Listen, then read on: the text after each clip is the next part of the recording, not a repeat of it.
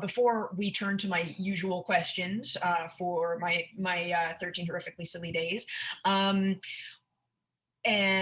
yeah, I wanted you to talk a little bit about your terrible 2 day fest too, because hopefully by the time this is out, it will be back in swing, in person, maybe, or Yeah, I have a feeling it will. I mean, um, did you have a specific question you wanted to ask? Or you just want me No, to I say just something? want you to plug it and say what it Okay, is and well, stuff. Yeah.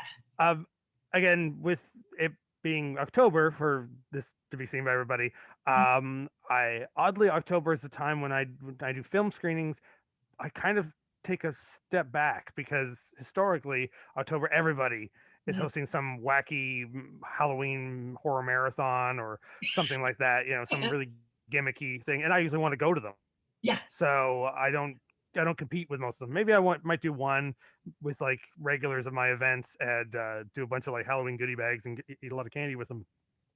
My excuse to have a mid October Halloween party, but in general, I don't do anything big at that point. Right. My usually the spring is my big 2 day fest, the terrible 2 day film festival. Mhm. This year was, of course, Canada has not opened up very well yet, and we're still being safe, so the whole thing's online.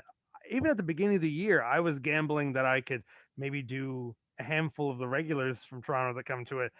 I don't even want to do that. So the whole thing is online. Everyone can see it. A lot of film festivals will charge for it. I'm doing it completely free because it's been a long 13 months. These guys who cost very little to make their films, some of these people did not. Some of the people on this film fest definitely are much less cheaper films than others.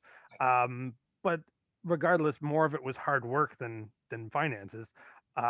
So they just deserve to have a scene.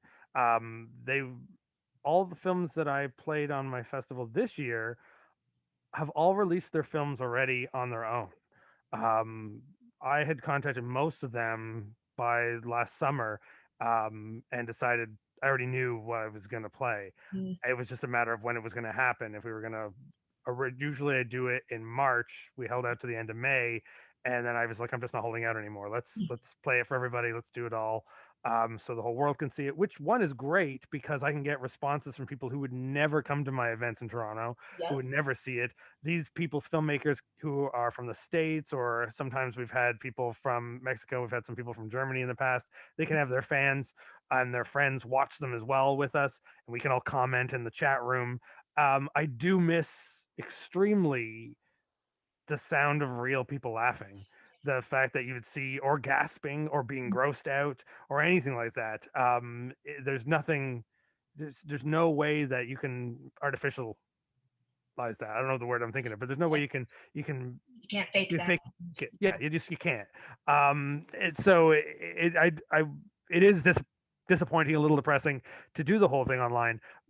But again, at least we're getting this wider audience, which is a great payoff, and hopefully lead to a lot of recognition. But as I was saying, all of these filmmakers um, have released their films on their own. These films are not going to get released by other labels because they've chosen not to. Mhm. In the past 3 years of doing it, that's not been the case. A lot of times, the films I've played have come out a couple of months later on.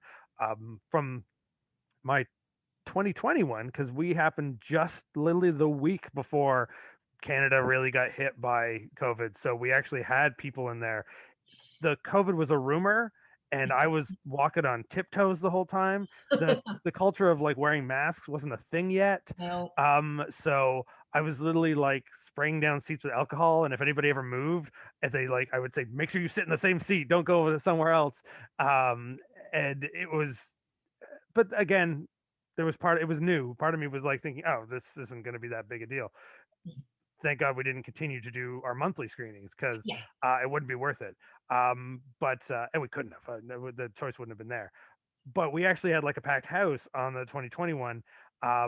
Most of those films, I'm trying to think if any of them, only one has not been released now. Even 2 weeks ago, one of the movies called Bigfoot's Bride got an official release that we played last year and only just got released now, Oh, no. which was exciting to me because it has the little linear on it of the, if I'm pronouncing that right, that of the festival. It says the Terrible 2 Day Fest Toronto on it. Oh, I'm a little disappointed because whatever company released their DVD, it wasn't self-produced, so the actual company released it.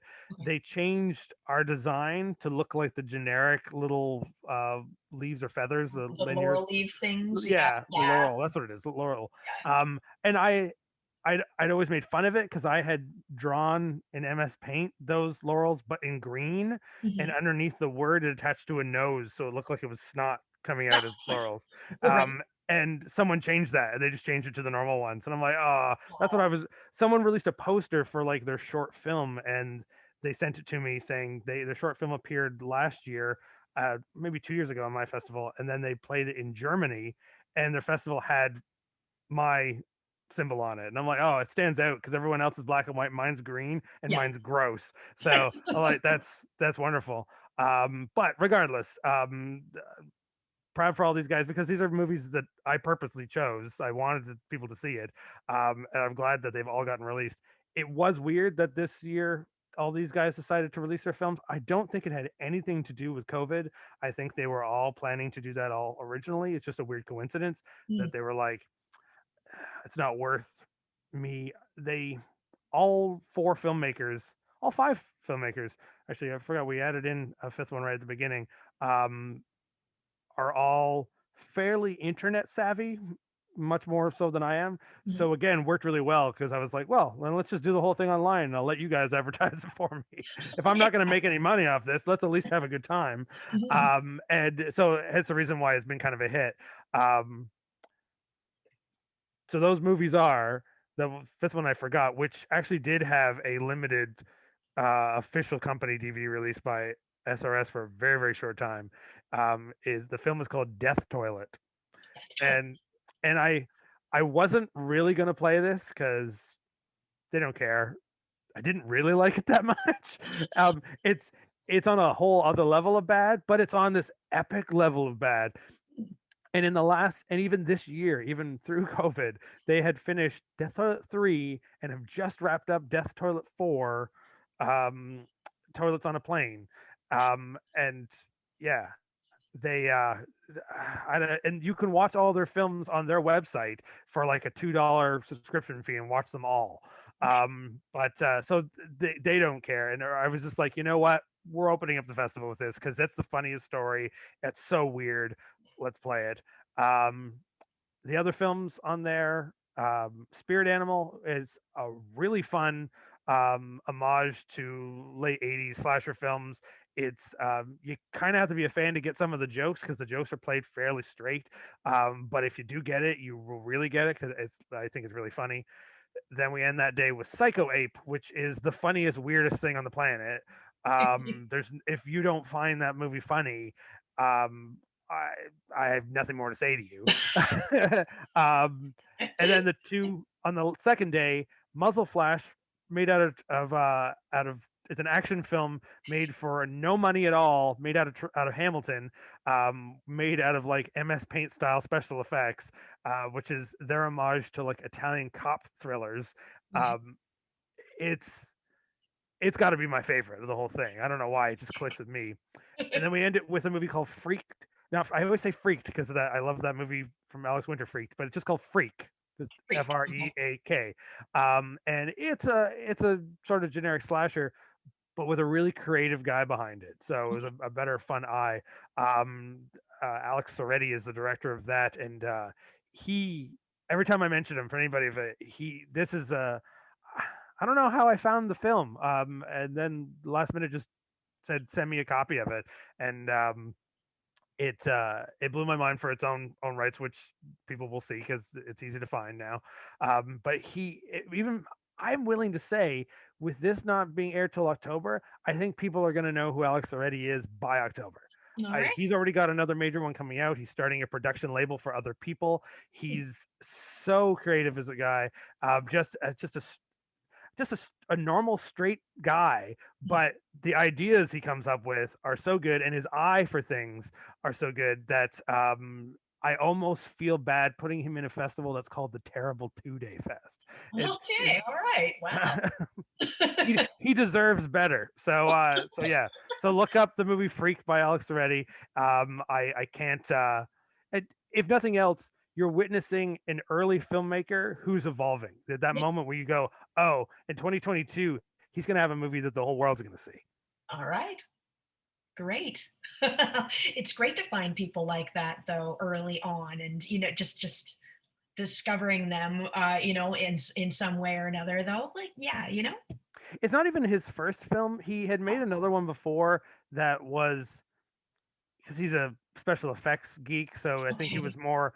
He just there's a really underground wave, and like I feel weird because some of the fans of my festival, my stuff, kind of assume I'm into this, but it's a an underground wave of films that are just made for people to make gory effects. There's very little story or anything. I would just want to call them gore films. And he made one like that. And this, you can tell this is a guy who liked that stuff, but is a real film. So it's this moment when he realized, oh, I'm not also a effect guy. I can actually direct a film. I know how to like work a camera. I know how to like light a room and how to direct people who've never acted before and make them at least seem like they kind of do. Well, So and now I can see he's going to constantly polish up on that. So yeah, it is that moment where you see an actual filmmaker's evolution. I feel like the other guys in the festival, I don't want to downplay them and say that they're not going to change, but they're not. Like they don't want to. right. It's not that they can't. No. I I Addison, the guy Addison Binek who made again I pronounce everyone's last name wrong. I'm sure I've said both of those last names wrong. But Addison who made Psychoape, it's got huge internet buzz because he's again just an internet guy. Mhm. And people are loving it. It is it hits its marks where it's supposed to hit its marks. Like there's no these jokes are not made wrong. Yeah. It's not Birdemic or The Room where you're like I'm laughing at it. No, you're laughing with him. Mhm. Those are the moments he meant to happen with it. But I don't foresee at any point he's obviously knows how to work a camera. He knows how to work a group of people, people management. His skills are all there, so he could make a different kind of movie. But it'd be really weird if he did. It, Okay. when you see like a major guy like Jim Carrey, eventually he'll decide I want to do something dramatic. Or when Robin Williams decided to grow up and do stuff dramatic, Mhm. there's also moments where you see a comedian going, no, they know what they do. They Yeah. know that they do comedy. They're not going to go and do, a, the next Godfather. It's just not going to happen. If he does, it'll be called like the Ape Father, and it'll be the Godfather of bananas, smoking bananas. Like, hopefully, I just gave him an idea right there. Let's see, Psychoape 2, the Ape Father, writing it now for him. But yeah, so uh, they've all got great futures. I just Yes. only a few. It's interesting when you get enough weird um, independent filmmakers sending you films, Mhm. and you see those moments where you're like, oh, this is not perfect. This is not. Yeah. I don't even want to know if I could say great, but this is a moment where I know this person will be great. Um, like everybody, the B movie world loves Psycho Gorman this past year. Mhm. Uh, I've sort of known Steve Koskinsky on and off for years. I remember when his first movies came out, being like, "Yeah, he's all right. I get it. Yes, funny." But you knew that he's going to be the talk of the town for the next couple of years, and he hasn't stopped yet. And there's tons more to come from him.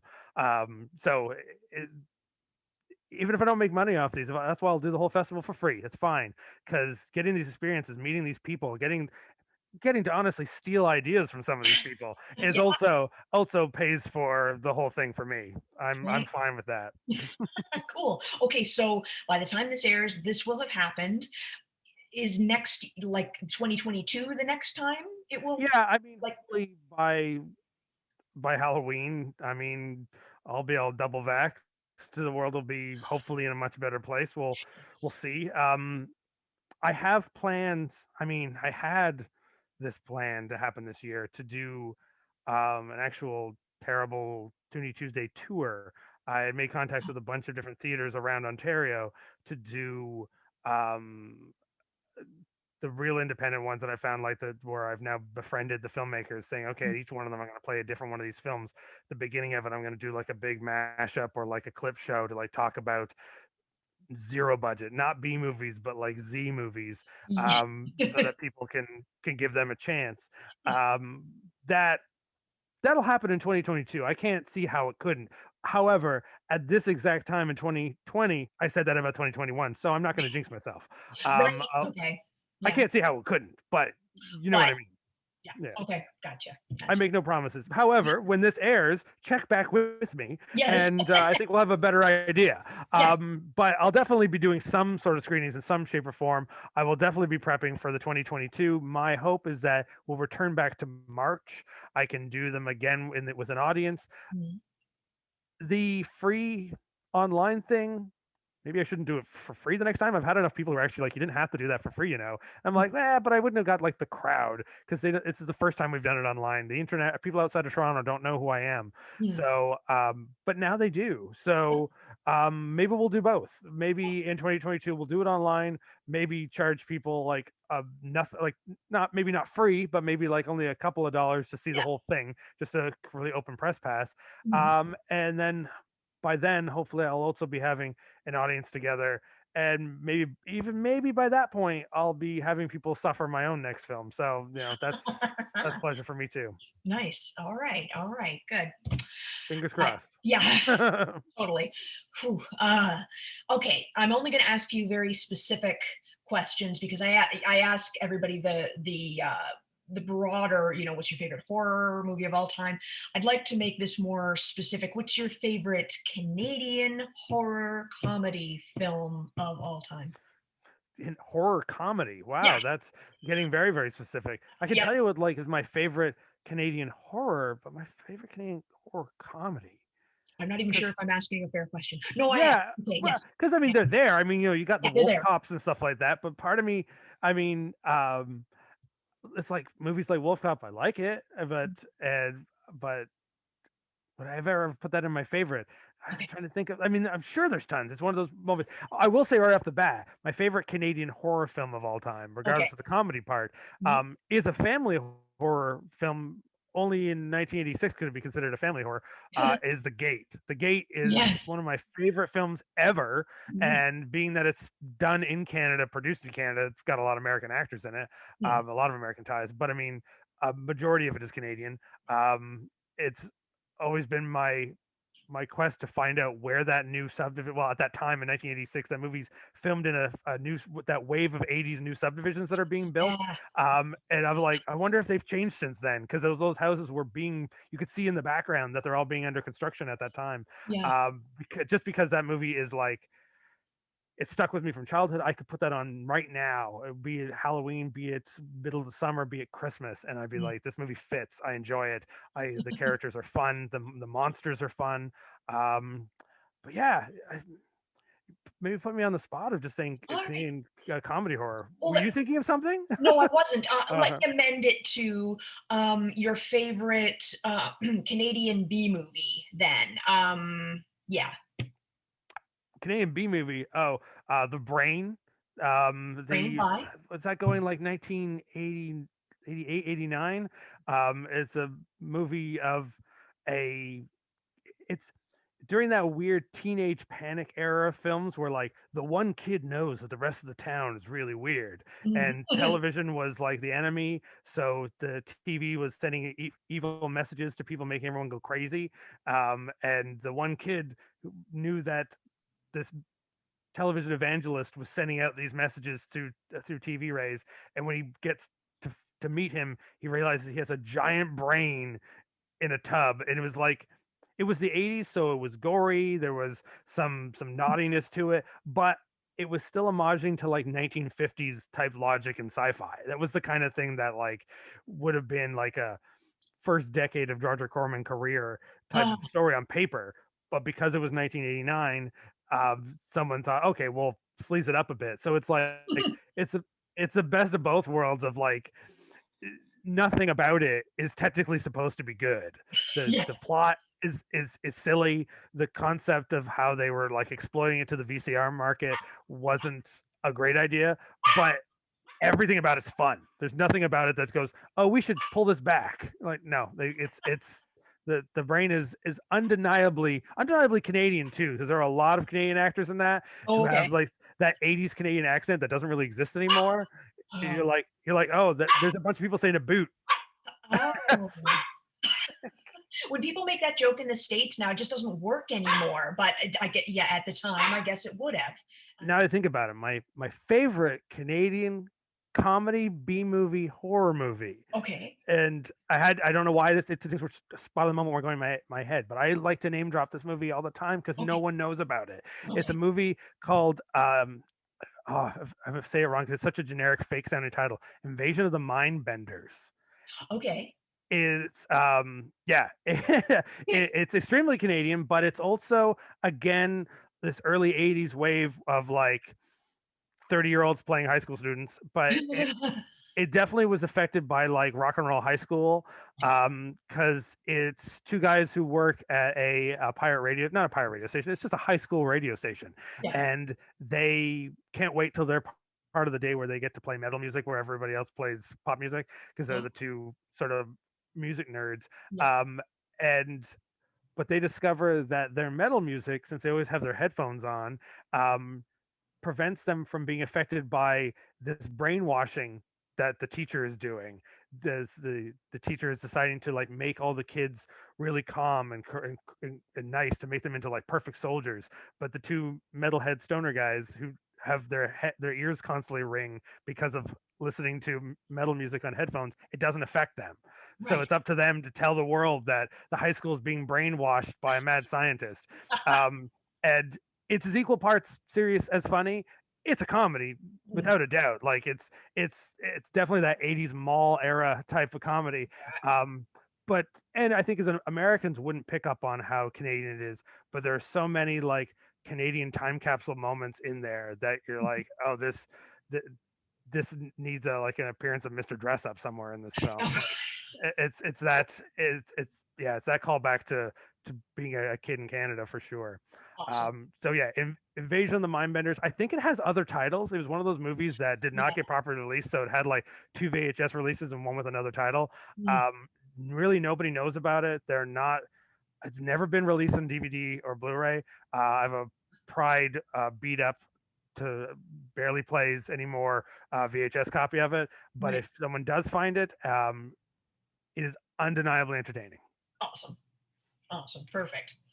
Now, and my last question is a little bit modified too from the usual. What is your Halloween ritual? What was your Halloween ritual? Because you kind of went into what you do during October and stuff like that, and we talked about it last time as well a couple years ago. What did you do for Halloween in 2020?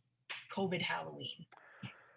And this, yeah, well, COVID Halloween was again. I mean, the whole thing's weird. I mean, we're gonna say that about everything about the last 2 years, Yeah. but it was that again that moment that I feel like in September we again thought we had it. Yeah. We were like this moment that at the sort of the media, Canadian media said, "Oh, it's good now. Yeah. October's Halloween's gonna be fine." Mm. So everybody planned to just go back to normal. And mid October, we realized we were wrong. That is not the case. Stay home. So that's when actually first played Assault on Snake Man to people. I did a live stream bit where I did like a fake variety show where Mm.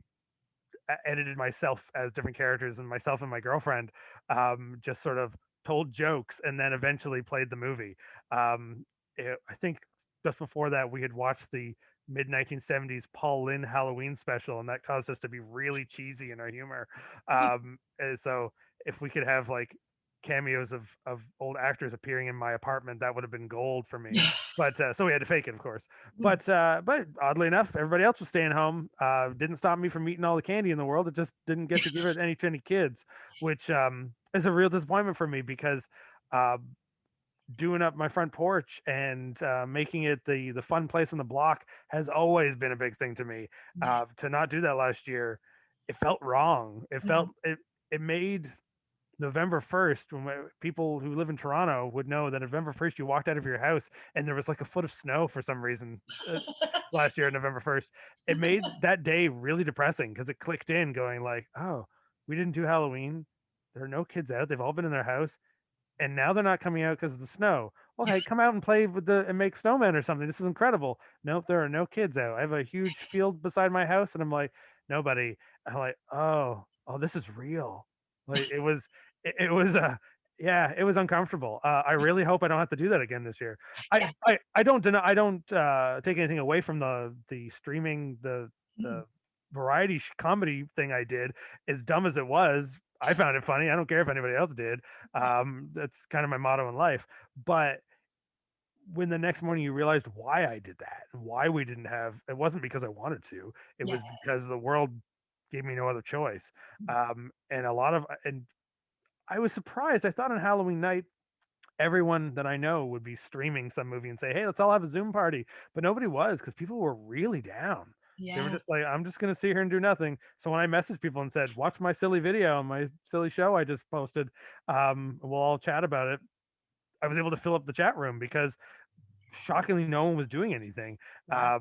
And uh, my two fears of 2021 for that, not fears, my two thoughts, I guess. Yeah. One is that either things will be healthy, and I know other countries for sure will be healthy. They're on a better run than we are. Mhm. So some places are going to have some great Halloweens because they've been dying for it. Mhm. Hopefully we will too. But the other thing is there'll be parts of us where it's not ready yet. But I don't think we can wait anymore. I Yeah. think it's going to cause a lot of people to just like no matter what they're going to hear about some place that is COVID free now. So if we are, but say BC's not or something, Right. they're going to be like, well, if Ontario's doing it, we're doing it, and so they're going to mess it up and get themselves in trouble, which is my fear because Yeah. I'll tell you right now, it looks really good right now. It looks the thing. So there's I have a lot of hope, Mhm. but if it doesn't, I don't know if I can prevent myself from going out and dressing up and Halloween partying and leaving my house and just parading. I'm going to pretend I'm 9 years old again. I'm just going to go knock on people's doors and ask them for candy myself. I Yeah. haven't done that in 20 years. Yeah. Well, that's a lie. I probably have, but